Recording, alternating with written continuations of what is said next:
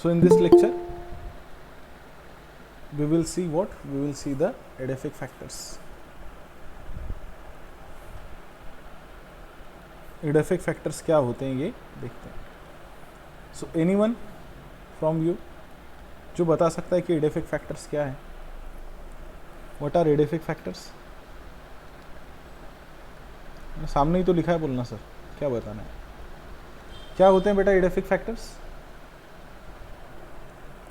Edaphic factors are related to structure and composition of soil and just a minute.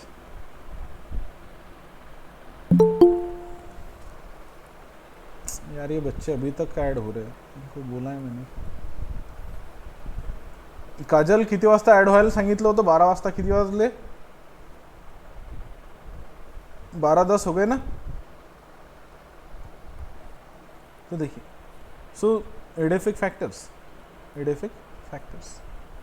So edaphic factors are the factors that are related to structure and composition of soil.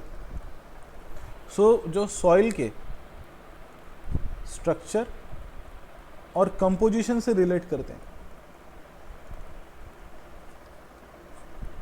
मतलब soil किस तरीके की है, Sandy soil है कि clay है कि slit है, या फिर उसके कंपोजिशन में क्या क्या है कि उसमें ऑर्गेनिक कंटेंट कितना है, मिनरल्स कितने हैं.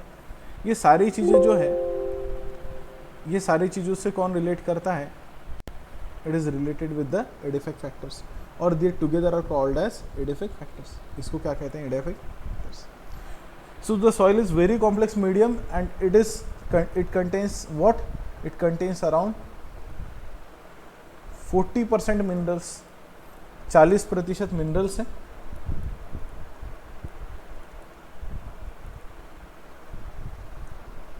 फिर 10% वाटर है और 25% एयर. इसमें 5% और ऑर्गेनिक मैटर होता है. ऑर्गेनिक मैटर कितना होता है? 5%. और बाकी भी चीज़ें इसमें होती है. तो ऐसे लगभग ये टोटल 100% कंपोजिशन हो जाता है सॉइल का.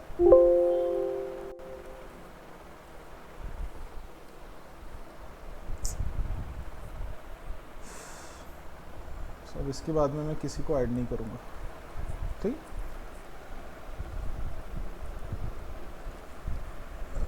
So the mineral matter in the soil, they occur in the form of particles. तो सॉइल के पार्टिकल्स होते हैं, और इन पार्टिकल्स को हम या सॉइल को हम दो कंडीशंस में स्टडी कर सकते हैं कि फिजिकल प्रॉपर्टीज़ क्या है और केमिकल प्रॉपर्टीज़ क्या है. What are the physical and chemical properties of the soil. Now what is soil profile. अगर आप किसी एरिया को, जैसे कि आपका घर है और आप घर के या आपका आंगन है, वहाँ पर हम क्रॉस सेक्शन देखते हैं कि सॉइल को हम खोदते खोदते गए तो आपको ऐसी लेयर्स दिखती हैं कि नहीं, कि ऊपर एक अलग लेयर होती है, फिर उसके नीचे एक अलग लेयर होती है. आप गार्डन में ही देखो आपके, तो जब आप गार्डन की सॉइल को जब आप निकालते हो तो सबसे ऊपर ब्लैक लेयर होती है ना. और वो ब्लैक लेयर किसकी होती है बेसिकली? उसमें मैक्सिमम चीजें क्या होंगी? बोलिए, उसमें मैक्सिमम चीजें क्या होंगी? उस ब्लैक लेयर में मैक्सिमम चीजें क्या होंगी? Any answer? अरे वहां पर पत्ते गिरे हैं तो मैक्सिमम चीजें क्या होंगी? ऑर्गेनिक चीजें होंगी ना. Hello hello. Yes sir. बेटा थोड़ा सा जिंदा रहना है लेक्चर में, एकदम मर नहीं जाना है ना. 5% जिंदा रहना है सिर्फ, उससे ज्यादा नहीं. हाँ सर. उससे ज्यादा जिंदा रहोगे तो मेरे को तकलीफ होगी, है ना. तो 5% तो भी जिंदा रहना है लेक्चर में. हमें पता चलना चाहिए कि आप हो करके, नहीं तो मैं लैपटॉप को पढ़ा रहा हूँ इस तरीके से नहीं पढ़ा सकता. So vertical section of earth crust is called as soil profile. तो ये सॉइल प्रोफाइल है. It is a soil profile. और ये ऑब्वियस सी बात है कि इसमें क्या क्या देखते हैं हम. तो इसमें हम देखते हैं कि स्ट्रक्चर कैसा है, थिकनेस कैसी है, कंसिस्टेंसी कैसी है, texture, porosity, colour, chemical composition, ये सारी चीज़ें हम देखते हैं. We will see all the things यहाँ पर हम ये सारी चीज़ें देखते हैं, which are the things which are studied. So structure, thickness, consistency, texture, porosity, colour, chemical composition.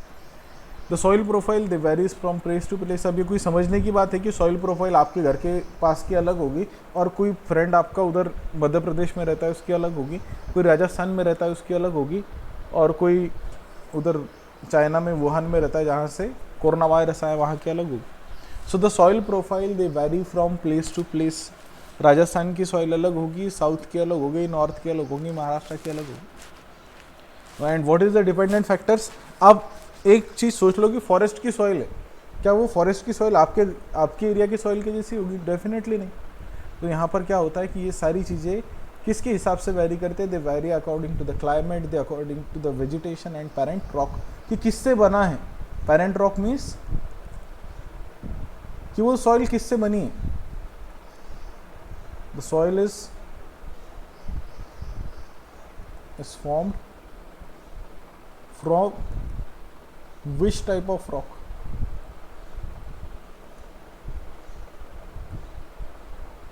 कि ये सॉइल जो है किससे बनी है. ठीक है. So now there are various horizons. O horizon that is organic horizon, फिर उसके नीचे ए हॉरिजॉन आता है, बी हॉरिजॉन आता है, सी, डी और R. R stand for the bed rock. तो ये अलग अलग हॉरिजॉन्स हैं. हॉरिजॉन मतलब अलग अलग लेयर्स हैं. Simply there are different layers. ठीक है, अलग अलग लेयर्स हैं. तो सबसे ऊपर की लेयर है ऑर्गेनिक, क्योंकि ऑर्गेनिक लेयर में क्या होगा बेसिकली सारा जो डिग्रेडिंग मटेरियल होगा, लीफ लिटर पड़ा है वहाँ पर, तो सारा डिग्रेडिंग जो मटेरियल होगा वो कहाँ पर होगा? ऑर्गेनिक लेयर में. ओके. तो इस तरीके के हॉरिजॉन्स होते हैं. There are different kinds of horizons. तो अब यहाँ पर सॉइल की प्रोफाइल देखिए कि सॉइल की प्रोफाइल में क्या क्या चीज़ें आती हैं, कौन कौन सी चीज़ें हैं जो सॉइल प्रोफाइल में इंक्लूड होती हैं. तो और ओ हॉरिजॉन में क्या है? It is a litter zone. So fresh or partially decomposed organic matter, rich saprophytic fungi, bacteria and protozoa.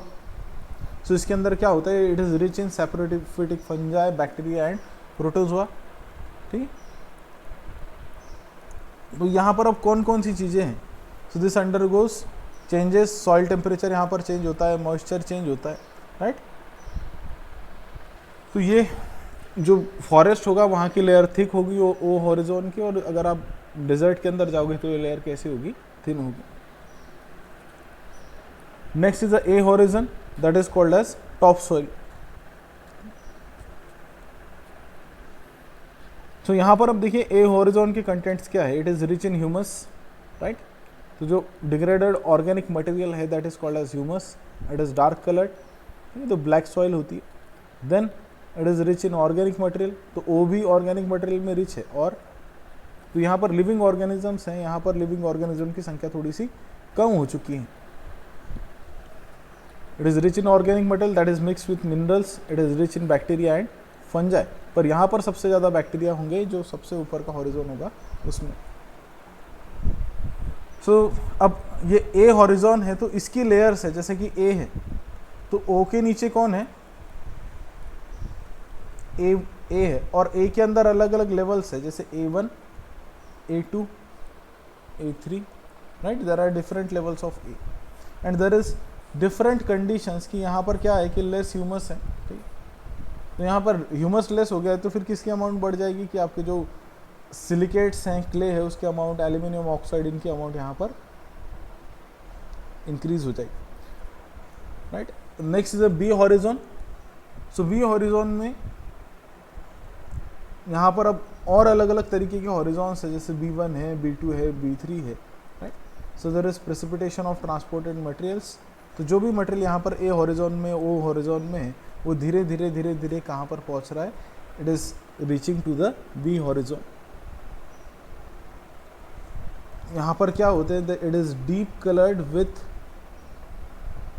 it contains what? It contains oxides or colloids of, it contains colloids of aluminium and iron. इनके colloids हैं, organic colloids हैं, right, there are various organic colloids. Okay, so इसका composition क्या है, what is there in B, what is there in B horizon, इसका composition क्या है, organic collides, साथ ही साथ में एल्यूमिनियम और आयरन के colloids. This B horizon is rich in clay, roots of shrubs and trees. तो यहाँ तक क्या पहुँच जाते हैं, रूट्स पहुँचते हैं किसके, श्रब्स और ट्रीज के, मतलब जो थोड़े से बड़े हैं. सो हर्ब, श्रब एंड ट्रीज, तो श्रब्स और ट्रीज थोड़े से बड़े होते हैं, उनके रूट्स यहाँ तक पहुँचते हैं. ग्रासेस के रूट तो यहाँ पर ही खत्म हो जाएंगे, O horizon. So there is a C horizon. The C horizon contains large masses of weathered. Weathered means Marathi में क्या कहते हैं इसे, what is the meaning of weathering, weathering का मतलब क्या है,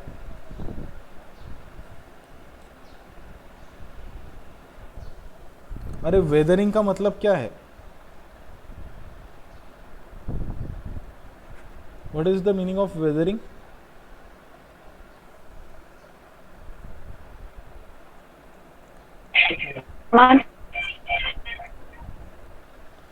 मराठी में क्या बोलते हैं इसको, शरण. शरण मतलब जिसको लीचिंग बोलते हैं, है ना, अगर आप लोग मराठी मीडियम से पढ़े हो तो शरण बोलते हैं इसको. ओके, तो यहाँ पर वेदरिंग होती है. तो यहाँ पर अब इसके अंदर कौन कौन से जोन है, तो सी के अंदर कौन कौन से सब जोन है, इसके अंदर C1, C2, C3 नहीं है, इसमें है G, CC, CS ऐसे जोन्स हैं, राइट. तो जी जोन में क्या है, there is water log condition, मतलब यहाँ पर वाटर एक्यूमुलेटेड होता है, water is accumulated here.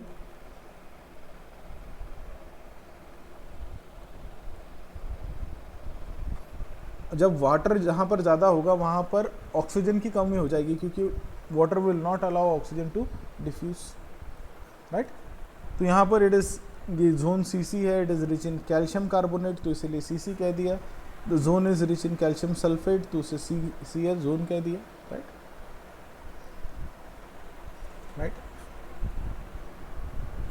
So these are the different zone. अब एक डी जोन है, rocks in active weathering state. तो डी जोन किसे कहते हैं, जहाँ पर जो रॉक्स है जो वेदरिंग की स्टेट में, जहाँ पर लीचिंग चालू है, लीचिंग ऑफ रॉक शुरू है, right. And the bed rock जो हार्ड होता है, right. So it is the lowermost layer of parental rock which is from which layers of soil are derived. तो जो सबसे नीचे है उससे सारी ऊपर की सॉइल बनी है. सो it is very hard, right. तो ये भी कहीं ना कहीं वेदरिंग की प्रोसेस से, इसकी वेदरिंग की प्रोसेस से, the weathering of or rock is और bed rock leads to the production of all the zones. Weathering of this or या bed rock, you can say, produces all other layers.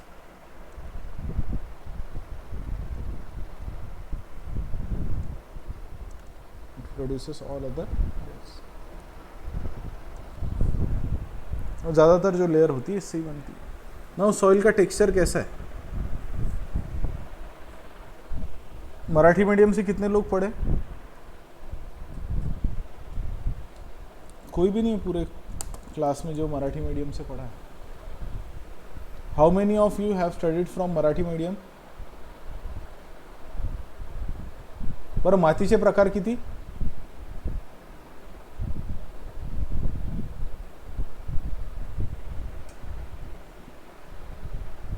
मिट्टी के types कितने हैं, hello. Am I talking with BSc second year, BSc final year students? बेटा मिट्टी के types कितने, चार रहते हैं। कौन कौन से? Jamdi, Sandy soil, clay soil, कौन कौन सी? अरे बचपन में हम बोलते चिकन माती है, बसवा माती है ना? ठीक है, तो ऐसे और टाइप्स होती है। तो अब यहाँ पर देखिए, various combinations of different size of mineral particles form a soil texture, कि आपके पास पार्टिकल्स कितने साइज के हैं, these are the particles they are going. अब यहाँ पर पार्टिकल है, यहाँ पर उनकी साइज है। अब इनके कॉम्बिनेशन से क्या बनेगा, ये कितने, जैसा कि क्ले के अंदर अगर ये क्ले वाले पार्टिकल ज़्यादा है तो वो सॉइल कैसी हो जाएगी, वो बहुत फाइन सॉइल होगी, राइट? तो इनके कॉम्बिनेशन से यहाँ पर सॉइल टेक्सचर बनता है। द कॉम्बिनेशन ऑफ दिस, इनके कॉम्बिनेशन से, ये जो पार्टिकल्स हैं इनके कॉम्बिनेशन से यहाँ पर क्या बनता है, सॉइल टेक्सचर।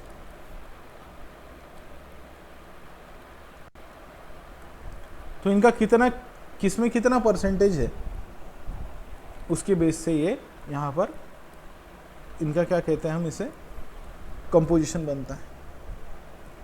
सो कोर्स टेक्सचर सॉइल हो तो उसे लाइट सॉइल कहेंगे हम, फाइन टेक्सचर सॉइल हो तो उसे हम हेवी सॉइल कह देंगे, ठीक।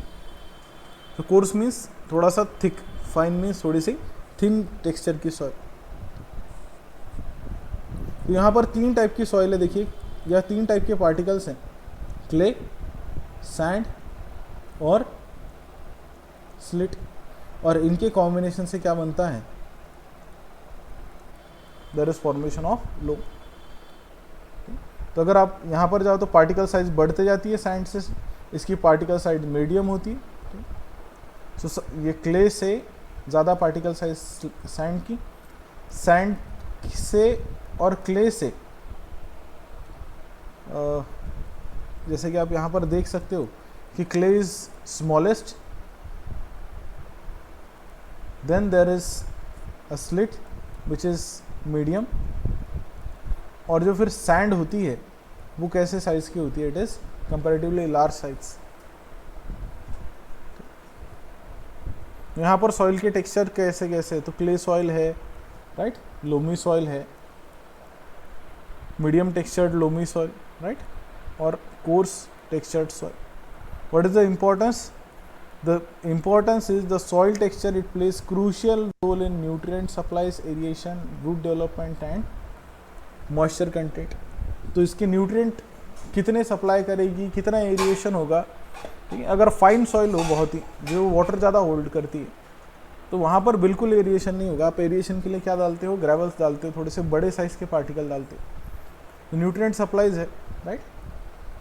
ये जो सॉइल है ये किस तरीके के न्यूट्रिएंट सप्लाई करेंगे, it depends on the soil composition. Aeration कितना होता है ये भी डिपेंड करता है कि सॉइल का कंपोजिशन कैसा है, उसके बेसिस पर ही एरिएशन कितना है ये डिपेंड करता है। Okay, so all these things, इसमें रूट्स कितने डेवलप होंगे। हम सॉइल को, आप लोग जो गार्डन सॉइल होते हैं उसको उकरी करते हो कि नहीं, और क्या बेनिफिट होता है वो उकरी करने का?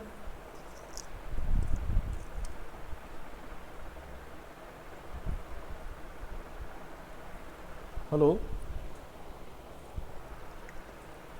हेलो,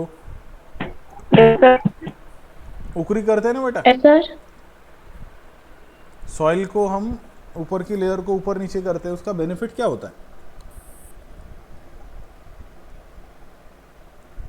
माती चांगली होते, वॉटर वगैरह जास्त, पानी, ये उसका सबसे मेन होता है एरिएशन। अगर आप पानी डालते रहो गमले में और उकरी मत करो तो क्या होगा, वो जमते जाएगी ना सारी। तो उसको अगर फ्री रखना है आपको, एरिएशन, रूट को भी तो ऑक्सीजन की जरूरत है, रूट को ऑक्सीजन की जरूरत है कि नहीं? Yes sir, yes sir. तो एरिएशन होने के लिए वो चीजें जरूरी हैं, राइट। अब ये सॉइल का स्ट्रक्चर है तो ये कुछ ज़्यादा आपके काम का है नहीं, ठीक है, पर ये इंफॉर्मेशन के लिए एक बार इससे पढ़ लेना। तो but it is not essential for. Now the physical properties of soil, कौन कौन सी फिजिकल प्रॉपर्टीज हैं? Density depends on the extent of weathering and particle arrangement. Porosity, porosity क्या है कि आपके जो सॉइल पार्टिकल्स है उसके बीच में गैप्स कितनी है. जब गैप ज़्यादा होगी तो पोरोसिटी ज़्यादा होगी, और अगर गैप कम होगी तो पोरोसिटी कम होगी. अब गैप किस में कम होगी और किस में ज़्यादा होगी? एक बॉक्स में मैंने ईंटें भर रखी है, ईंटों के टुकड़े, और एक बॉक्स में मैंने सैंड भर रखी है. पोरोसिटी ज़्यादा किस में होगी? ईंट के टुकड़े एक में और एक में सैंड है.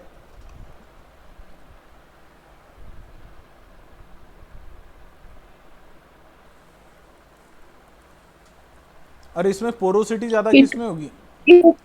तो ब्रिक्स जो होंगी ईंट में उसमें पोरोसिटी ज्यादा होगी और सैंड में कम होगी, कम है ना? होगी।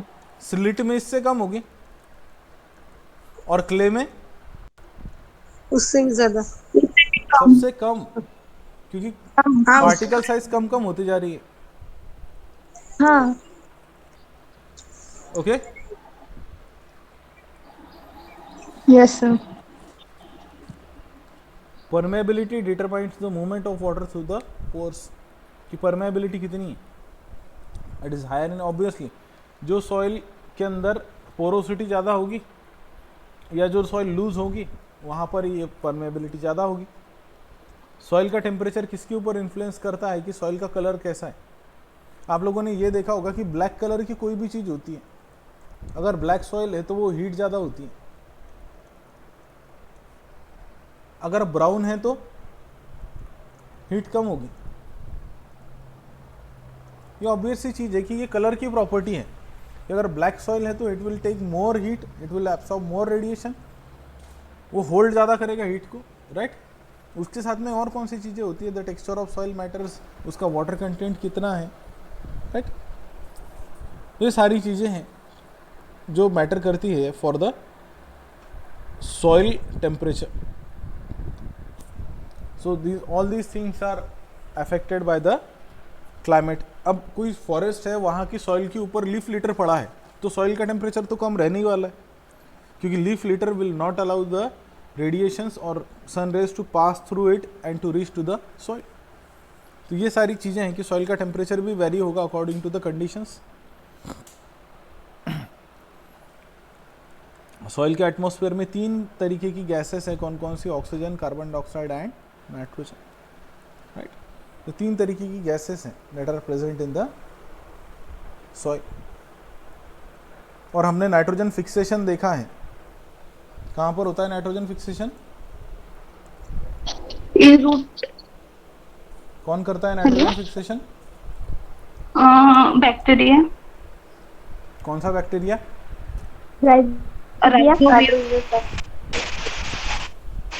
कौन सा बैक्टीरिया? राइजोबिया. राइजोबिया. ओके.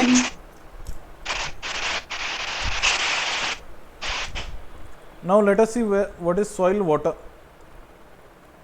तो जो वाटर अवेलेबल है सॉइल के अंदर, अब ये कोई इतना, देखिए इतना डीप में तो आपको पूछने वाला है नहीं ना आपके सिलेबस में, इतना डीप में हम फटाफट देख लेते हैं कि सॉइल वाटर क्या होता है. तो जो सारा वाटर होता है सॉइल के अंदर उसको क्यूमुलेटिवली क्या कहा जाता है? Soil water. Okay. So gravitational water, the free water moving down due to gravity is called as gravitational water. जो वाटर धीरे धीरे कहाँ पर जाना है? It is moving down through the soil, it is called as gravitational water. Hygroscopic water, hygroscopic water किसे कहेंगे हम? The water that has been held tightly by the soil particles. तो सॉइल पार्टिकल्स ने जो वाटर को absorb करके रखा है और जिस वाटर को उन्होंने बहुत ज़्यादा होल्ड करके रखा है, जिसको बिल्कुल जल्दी नहीं छोड़ेंगे, उसे हम कहेंगे हाइग्रोस्कोपिक वाटर. कैपिलरी क्या होती है कि जो आपके सॉइल पार्टिकल्स है उसके बीच में की जो गैप होती है that forms a capillary, right. So water that is held by the capillary forces, right? So the gaps between the water, the soil particles, they form a capillary like structure which holds the water, right? There is a combined water. The water that is chemically associated, जिसके बीच में bonding हो, किसके, water के और soil के बीच में bonding हो, chemical bonding हो, तो वहाँ पर हम उसे कह देंगे कि ये कैसा वाटर है, it is a combined water. And there is water vapours, right. तो ये चीज़ें होती है. Now there is one term field capacity. Field capacity क्या है, basically the amount of water that can be associated with the soil, या soil कितना water hold कर सकती है, वो फील्ड कैपेसिटी है. तो सबको कंबाइन कर लेते will get the field capacity. Okay.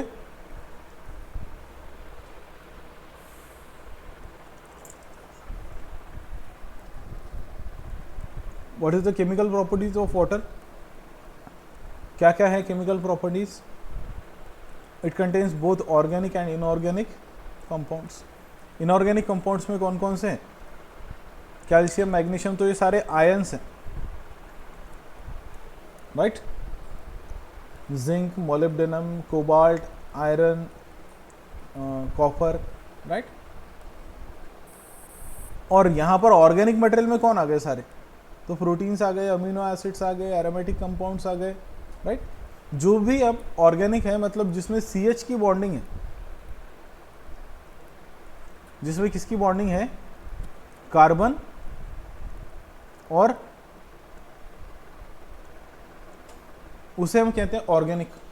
आप लोगों ने शायद ये ऑर्गेनिक कभी समझा ही नहीं कि ऑर्गेनिक क्या है. ऑर्गेनिक का मतलब है जहां पर कार्बन हाइड्रोजन की बॉन्डिंग हो जाती है.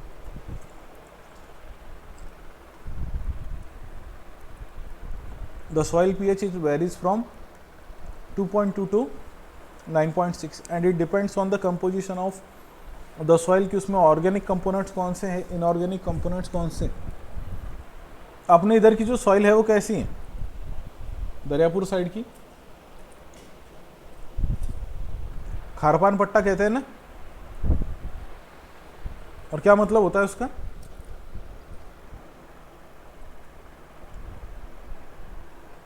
क्षारयुक्त, है ना. वो सॉइल जिसमें क्या ज्यादा है, सॉल्ट्स ज्यादा है, राइट. अब जो सॉइल की pH होगी दैट डिटरमाइंस द वेजिटेशन की, वहां पर किस तरीके के प्लांट ग्रो होंगे, that is determined by the soil, right. तो यहाँ पर एसिडिक सॉइल्स है, जहाँ पर रेनफॉल ज़्यादा होता है वहाँ पर एसिडिक सॉइल्स होती है, राइट. एक बहुत मेजर पॉइंट है कि जो pH होती है that affects availability of nutrients and minerals. Increase in pH increases availability of calcium and nitrogen. जैसे आप pH को इंक्रीज करते हो तो न्यूट्रिएंट की अवेलेबिलिटी चेंज हो जाती है, क्योंकि यहाँ पर न्यूट्रिएंट का चार्ज अल्टर होता है, और जब न्यूट्रिएंट का चार्ज अल्टर होता है तो उसके ऊपर की उसकी सोलेबिलिटी डिफर कर जाती है. सॉइल में कौन कौन से एंजाइम्स होते हैं, तो there are 50 different types of enzymes that are present in soil. They catalyses biological reactions, right. तो यहाँ पर बहुत सारे एंजाइम्स हैं, जैसे कि अमाइलेज है, कैटालेज है, इन्वर्टेज है, डिहाइड्रोजनेज है, फिनॉल ऑक्सीडेज है, राइट. नाइट्रोजन फिक्सेशन करने वाले एंजाइम्स वो सॉइल के ऑर्गेनिज्म के अंदर रहेंगे. So they catalyzes biological reaction in the soil. They help in the soil fertility and support plant life. ये कुछ common enzymes हैं. जो saline soil है, they have high activity of urease. और एक पॉइंट है कि डिहाइड्रोजनेज एंजाइम ये बहुत ज़्यादा अमाउंट में होते हैं किसमें, soil. Now next thing is कि soil humus. Humus is a complex organic substance resulting from the breakdown of plant material and other organic compounds. इसकी जो process of formation है, it is called as a humification. Okay? Humus, depending on the level of decomposition, the humus can be classified into 3 types. कौन कौन से classes हैं, मोर, moder और मल. तो ये देख लेना कि मोर क्या है. It is the least decomposed humus. ये ट्रांजिशनल स्टेज है कि लीस्ट डिकम्पोज और मिड डिकम्पोज के बीच में, और ये फुल्ली डिकम्पोज है ऑर्गेनिक मैटर, राइट. तो इसकी अलग अलग ये क्लासेस हैं, मोर, मोडर और मल.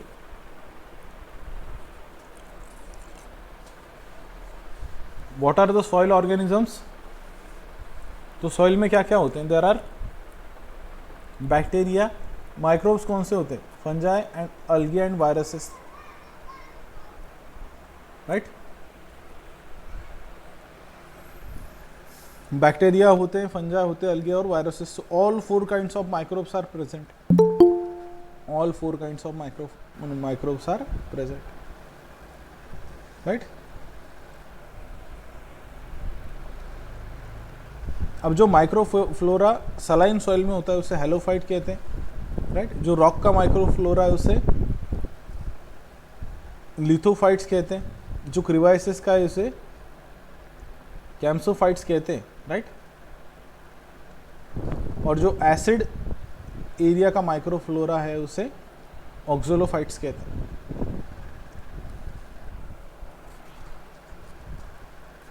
यहाँ पर माइक्रोफोना कौन सा है? तो यहाँ पर प्रोटोजोन्स और नीमेटोड्स, राइट? तो ये सारी चीज़ें इसमें.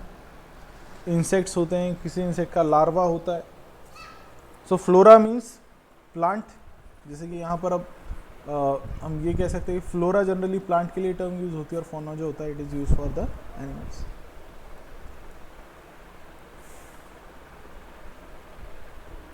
तो अब यहाँ पर माइक्रोफ्लोरा कौन कौन है? तो बैक्टीरिया होते हैं, फंजाई होते हैं, राइट? तुम यहाँ पर ये पढ़ लेना कि नाइट्रोजन फिक्सेशन वाले फ्री नाइट्रोजन फिक्सिंग बैक्टीरिया होते हैं, राइट? माइकोराइजा होते हैं. What is the function of mycorrhiza? Mycorrhiza का फंक्शन क्या होता है?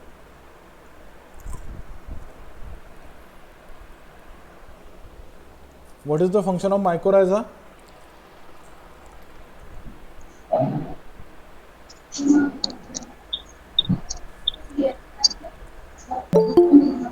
What is the function of mycorrhiza?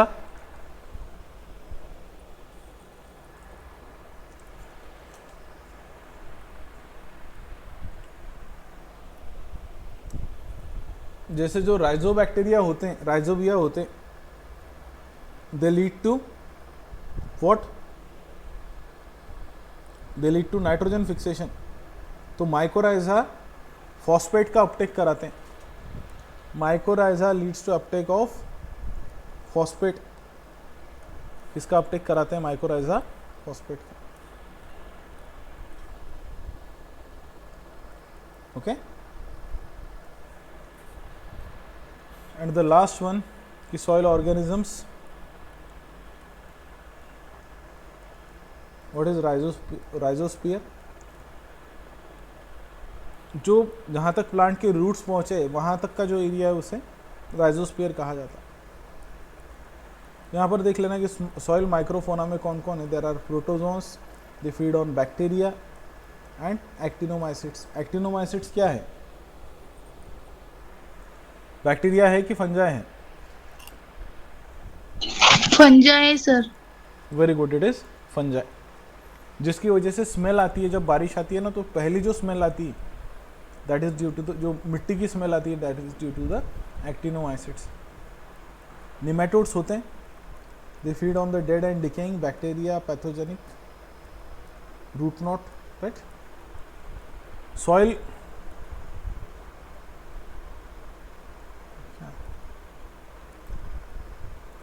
soil mesofauna, right? So columellate feeds on the bacteria, nematodes and fungi. यहाँ पर सॉइल का माइक्रोफोना भी है. तो माइक्रोफोना में कौन कौन आ गए? Insects, annelids, grasshoppers, earthworms. तो सारे यहाँ पर, और जो स्नेक्स है वो. तो ये सारी चीज़ें मिलाकर इस सॉइल का आपके क्या हो गया? जो सॉइल है उसका हमने ब्रीफ ओवरव्यू ले लिया है कि सॉइल कैसे होती है. इतना डिटेल में है भी नहीं आपको, जितना डिटेल में यहाँ पर दिया गया है उतना डिटेल में आपको. ओके.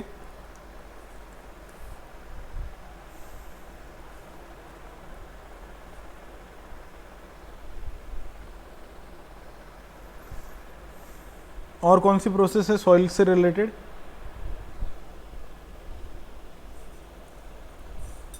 जो आपके सिलेबस में है.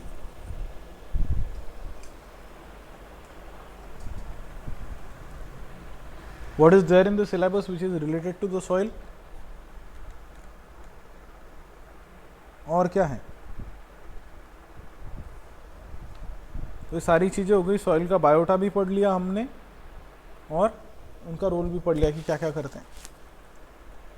Now let us start with the soil formation. Soil formation कैसे होती है?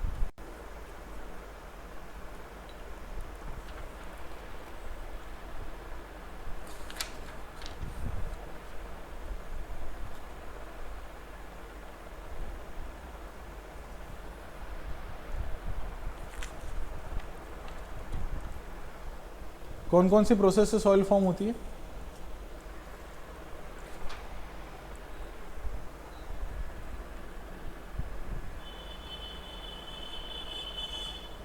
Hello hello, Yes, sir. Weathering च्या process में वेदरिंग की प्रोसेस से होती है, right? So let us see the soil formation की सॉइल फॉर्मेशन कैसे होता है।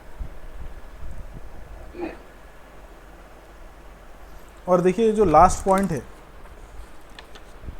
एक इसमें इकोलॉजिकल एडाप्टेशंस का पॉइंट है, ये मैं सिर्फ आप पर छोड़ रहा हूँ, राइट? एक ही पॉइंट है इसमें जो आप पर छोड़ रहा हूँ, दैट इज इकोलॉजिकल एडाप्टेशंस। तो ये आप लोगों ने सिर्फ घर पर पढ़ लेना है, बाकी सारा यूनिट हमने पढ़ लिया।